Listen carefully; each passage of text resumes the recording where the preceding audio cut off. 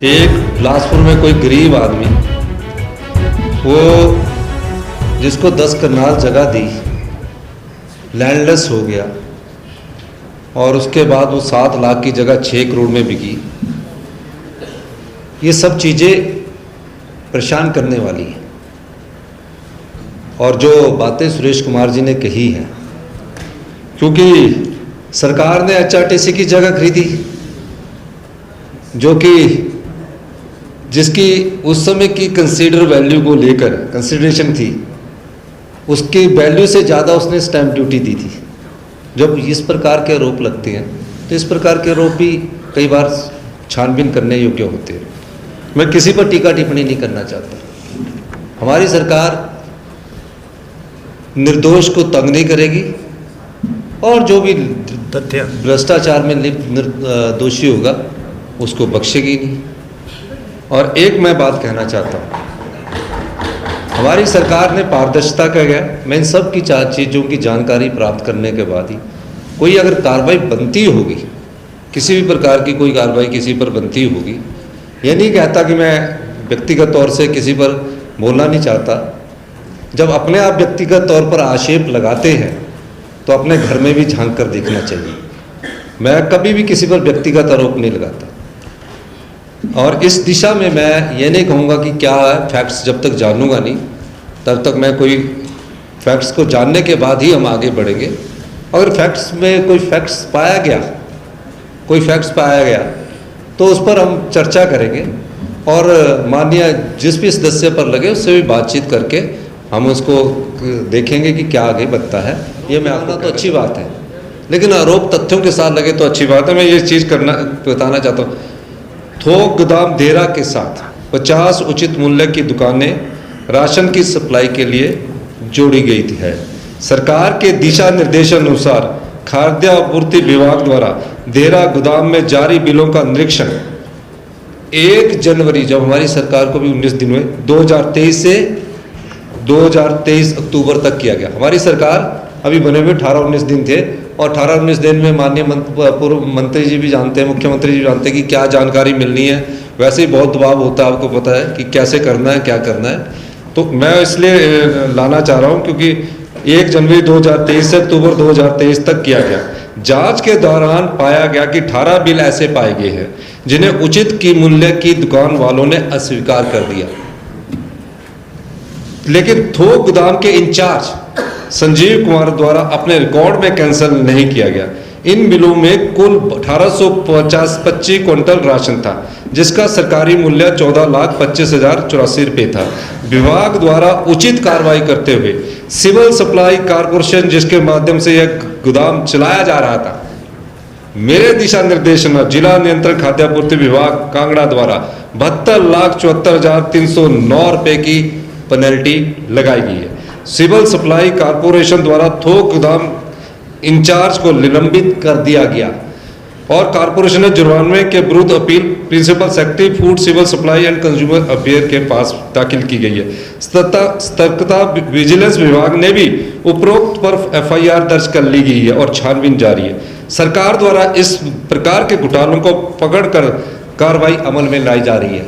माननीय अध्यक्ष महोदय, जैसे ही हमारी जानकारी मिली, हमारी सरकार को बने 19 दिन थे, जैसे ही हमारी जानकारी मिली हमने उस पर कार्रवाई की। और दूसरा जो संजय कुमार है, अब मैं यही समझ रहा हूँ, मैं आप लोगों के ऊपर किसी पर दोष नहीं दे रहा। ये दिल्ली का दबाव बहुत बुरा होता है, मुझे भी पता है। दिल्ली के दबाव के कारण जो आप ये फटाफट बना रहे हैं, ये फैक्ट्स के साथ लाए। और इसमें आपको बताऊँ, ये जो संजय कुमार है, अब इनके गुड पॉलिटिक्स इतनी है कि धवाला जी का रिश्तेदार है।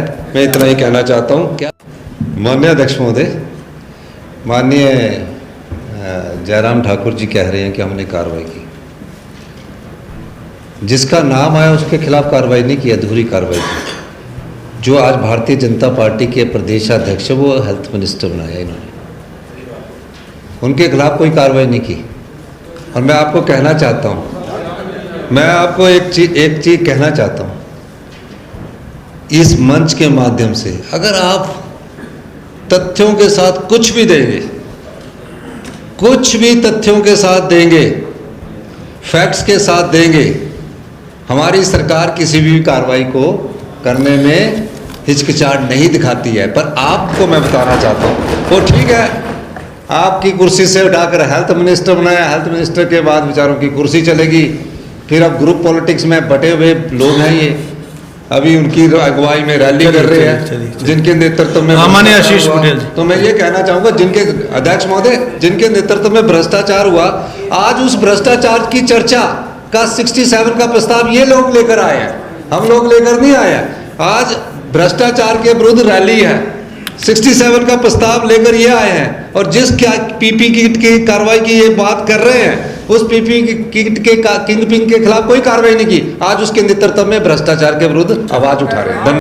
हमारा जो रेवेन्यू है 4 साल रिन्यू होती रही पॉलिसी, ये 150 करोड़ हर साल लेते रहे, एक साल 200 करोड़ ले ले, क्या फर्क पड़ा? 23% बोल रहे ना, 200 मान लो। सुनो 26% बोला। हमने एक साल में 600 करोड़ रुपए का राजस्व शराब से कमाया है। और आपको एक और बात बताऊंगा, आपको मैं बता रहा हूँ, और ये जो बोल रहे हैं कि क्या ये ठेकों का यूनिट है, ये है, ये अभी से प्रक्रिया नहीं, ठीक बोल रहे जयराम ठाकुर जी, ये प्रक्रिया पहले से ही शुरू है। हमारी कोई प्रक्रिया में कोई परिवर्तन नहीं आया।